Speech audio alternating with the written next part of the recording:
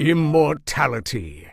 In movies, kings are always searching for the secret to immortality. But is immortality really a good thing? To a 10-year-old boy, 1 year is the same as 10% of his life. To his 40-year-old mother, 1 year is merely 2.5% of her life. The same year, 365 days, can feel differently to different people. If we live until we're 82, that's about 30,000 days. If this boy lives for 30,000 years, a year to him could feel like a day. And if this boy's emotions sustain through the potential boredom of living for millions of years, he might become extremely lonely and sad, knowing he has and always will outlive everyone he has ever loved. But what if everyone were immortal? Well, first off, Earth is only so big, so where would we all live? No, excuse me, no, that's my face! Oh, stop it!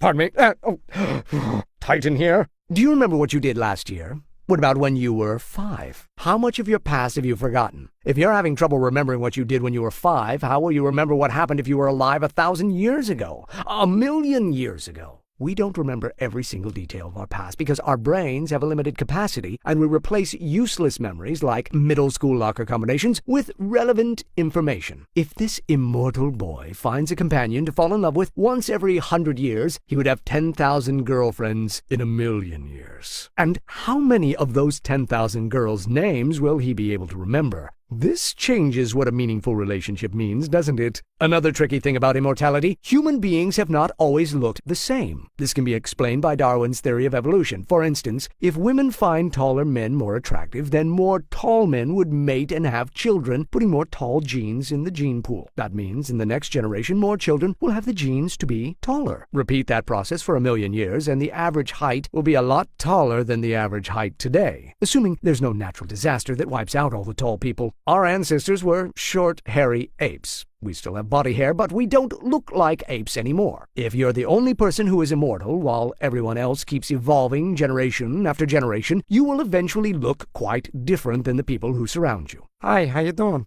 If one of our ancestors' apes is still alive today, how many people will make friends with it instead of calling the Museum of Natural History ugh? And one more physical consideration for immortality: scars. After all, immortality doesn't automatically translate to invincibility. It just means you cannot die. But it doesn't guarantee what condition you'll be alive in. So, look at your body and count how many scars you have. If you have made this many permanent scars within your life, imagine how much damage you would have if you were 1,000 years old. Now, there are approximately 185,000 amputation-related hospital discharges every year in the U.S. These injuries are due to accidents or illnesses. Certainly, the percentage is low comparing to the total population if you only live for 100 years. However, if you've been alive for over 1,000,000 years, the odds of still having all your limbs are pretty slim. What about little accessories like your eyes, your nose, your ears, fingers, or toes? What about your teeth? What are the odds of you keeping your dental health for 100 years? 1,000 years? 1,000,000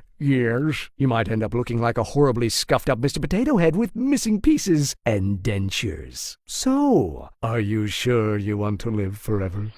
Now, which superpower physics lesson will you explore next? Shifting body size and content. Super speed. Flight. Super strength. Immortality. And invisibility.